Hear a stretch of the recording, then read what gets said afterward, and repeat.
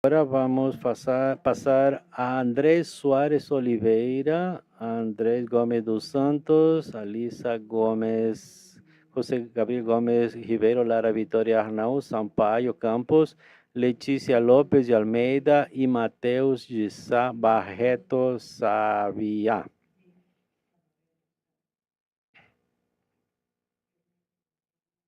Espero ter pronunciado corretamente os nomes.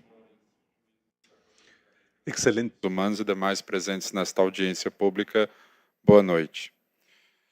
Sem dúvida, durante estas audiências, estamos escrevendo uma das primeiras páginas de um vital capítulo dos direitos humanos na América Latina. As mudanças climáticas têm o condão de evidenciar que tudo está interligado e que hoje cai sobre nós o resultado de um modo de produção social pautado na acumulação e na exploração. Mudanças climáticas são o rótulo de eventos que dão a tônica desta era das catástrofes em que nos encontramos. Uma das consequências das mudanças climáticas é a intensificação dos fenômenos que alteram os ciclos da natureza ao redor dos quais as sociedades se organizam. Hoje o Brasil e o mundo podem ver em tempo real os impactos devastadores da chuva no Rio Grande do Sul, cujas consequências ainda não podem ser estimadas. Nós somos um grupo de 6, 7 pessoas, 6 estudantes de direito e eu, professor, que, dedicando-se ao estudo do tema das mudanças climáticas e dos direitos humanos, podemos hoje estar aqui falando nesta corte. Passo a palavra para a estudante Lara Sampaio.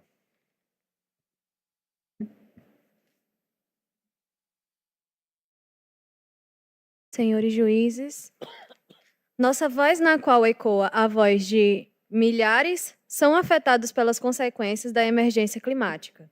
Nós falamos de uma perspectiva territorial e cultural muito específica, a Caatinga brasileira. A Caatinga, marcado pelo clima semiárido, é um bioma de ocorrência única no Brasil. Trata-se de uma região historicamente marginalizada, na qual ocupa, segundo os dados oficiais, cerca de 10% do território brasileiro, e nela vivem mais de 27 milhões de pessoas, quase 15% da população brasileira.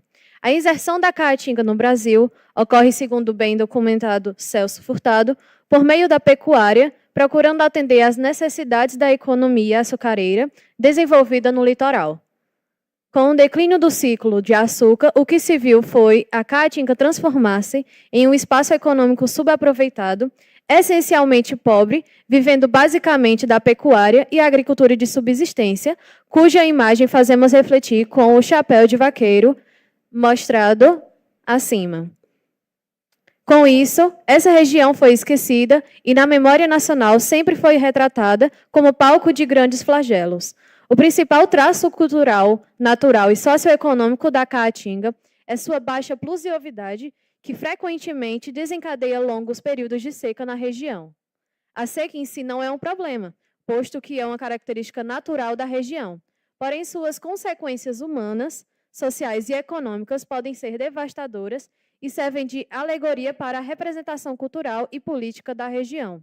A Caatinga é desde sempre atravessada pela ausência, pela insuficiência de chuva, que na cultura popular e na realidade condena o sertanejo, habitante natural desta terra árida, à pobreza.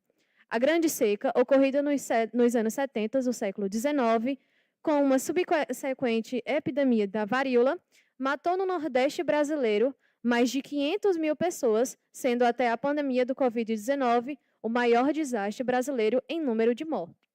A literatura brasileira registra de forma abundante com os efeitos desletários da seca no Nordeste brasileiro, em especial no Sertão.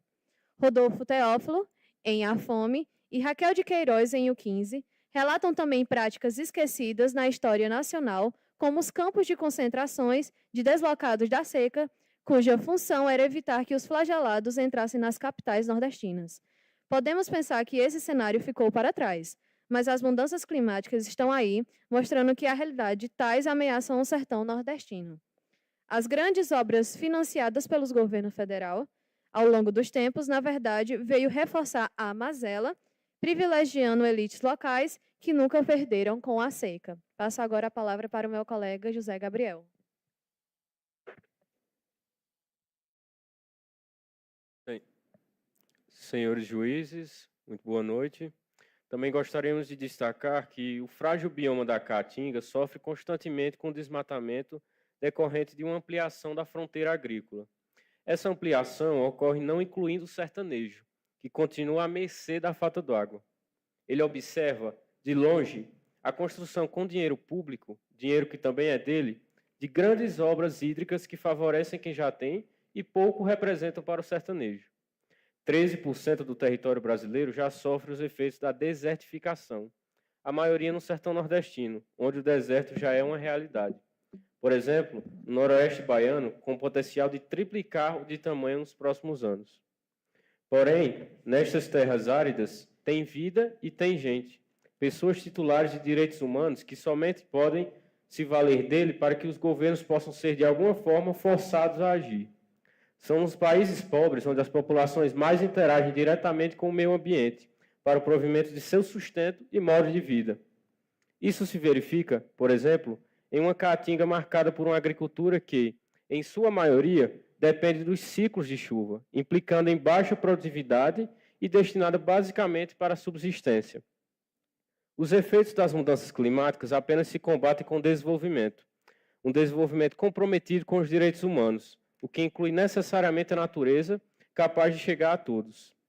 O artigo 26 da Convenção Americana de Direitos Humanos é o locus para acomodar juridicamente as demandas relacionadas aos direitos econômicos, sociais e culturais, tendo em vista o que estabelece a Carta da Organização dos Estados Americanos. São as obrigações contidas no capítulo 8 da primeira parte da mencionada Carta, que vai do artigo 30 ao 52, que devem ser a guia para as respostas às questões colocadas pelos países sul-americanos, os dois países, no mencionado pedido de parecer consultivo. Esta Corte já teve a ocasião de manifestar-se sobre as ligações entre meio ambiente e direitos humanos na opinião consultiva 23, em 2017, sobre meio ambiente e direitos humanos, entre os quais estão a questão da água, da saúde, dos deslocamentos internos e das crianças. Nessa nova solicitação, a Corte tem a oportunidade de traçar diretrizes de um modelo de desenvolvimento pautado pelos direitos humanos e que inclua a todos como a única via eficaz de enfrentamento das mudanças climáticas. Para o sertanejo, a água assume um papel primordial enquanto sinônimo de vida. Esta Corte, no julgamento do caso Comunidades Indígenas Miembros de la Associação Laca Honrati, no Extra Tierra versus Argentina, destacou o direito à água como intrínseco ao direito de um meio ambiente saudável, à saúde e a uma alimentação correta, condenando o Estado argentino à criação de um fundo de desenvolvimento sustentável. Desta forma, pessoas que estão em situação de vulnerabilidade no enfrentamento de secas e estiagens na convivência da Caatinga serão ainda mais prejudicadas caso a situação piore, pois já há uma extrema e urgente necessidade de ações governamentais de acesso à água. Diante do cenário de mudanças climáticas repetidas nesse bioma brasileiro, faz-se necessária a mudança de mentalidade para que haja o devido controle e a minimização dos impactos que podem ser causados.